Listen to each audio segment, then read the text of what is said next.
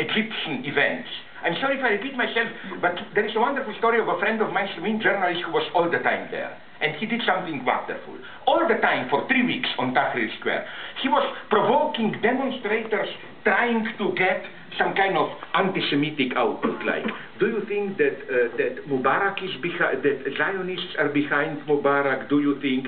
And he told me it was brilliant. Not even one of them took this path. They all were saying, keep Israel out. This is our struggle for our freedom. And even then, my friend, you remember it was on TV, noticed on one of the tanks that was the Star of David. And then he tried to push them in that direction, like, you know. Nonetheless, isn't it clear? Aren't you implying the army is connected to Zionists? And they came up, no. They said the official regime was telling us Zionists. And the message is not the state of Israel. These are the true Zionists in the bad sense, Jews. The army, which is screwing us up here. No? These things are so important, you know why? Because I hope this fortress of false anti-Semitism, embodied for me by people like Bernard-Henri Lévy, which tries to monopolize places on American university, that it will start cracking. What do I mean by this? For example, you know the old leftist story, which is basically true, that anti-Semitism is poor man's anti-capitalism. It's a vulgar version of, like, you know, you are against exploitation, blah, blah, but you don't blame the system, you fight the scapegoat. But that what Bernard-Henri Lévy and his friends are today doing is that they are turning this around and openly proclaiming. It started with Bernard-Henri Lévy's thesis that in the 21st century, anti-Semitism will be progressive or there will be none. And then he went even in a debate, unfortunate with me, I want to kill myself for doing that, a step further and openly said, I was shocked, like, I thought as a Marxist I would have to dig this out with some symptomal analysis. No, he said that today anti-capitalism is a mask of anti-Semitism. Like that, if you just criticize capitalism, you are already. Why am I against this?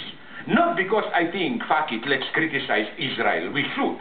But because I think this is an incredibly tragic and terrifying mistake. Even in Israel, all the public opinion is mobilized against what they call new anti-Semitism. They mean mostly this, what they call self-hating Jews or this leftist critique.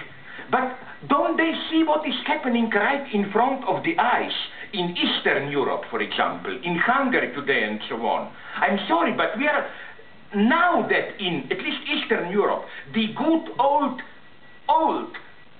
right-wing anti-Semitism is here.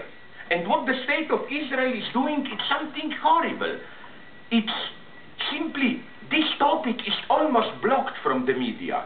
Right-wing anti-Semitism. It's all focused on the poor left. And the results are horrible. They will pay the price, you know where? Fox News. Okay, my favorite thing that is it. But, yeah. But you know what's so horrible about Fox News? They were absolutely pro-Zionist. But at the same time, this American right. Now, I said myself, what's wrong here? If there is a group about which we are not talking about social conditioning, it's in their biological constitution to be anti-Semitic, no? It's the American fundamentalist Christian right. They're all of a sudden supporting Zionism. Aren't they aware that there is something wrong here? And it's starting to crack.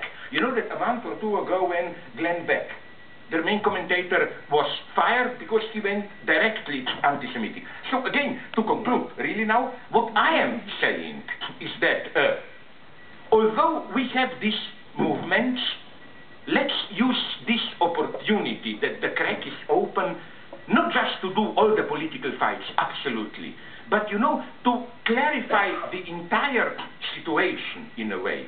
We live, this is very important what you Costa said, it's no longer this explicit ideology which is easy to make fun of, but at the everyday level, the mystification is so deep, and I claim part of this mystification is the very way how, like, even to dream about more or less radical change immediately, you don't even need censorship. It's immediately perceived that, oh, it's a nice dream, but it's impossible, and so on and so on.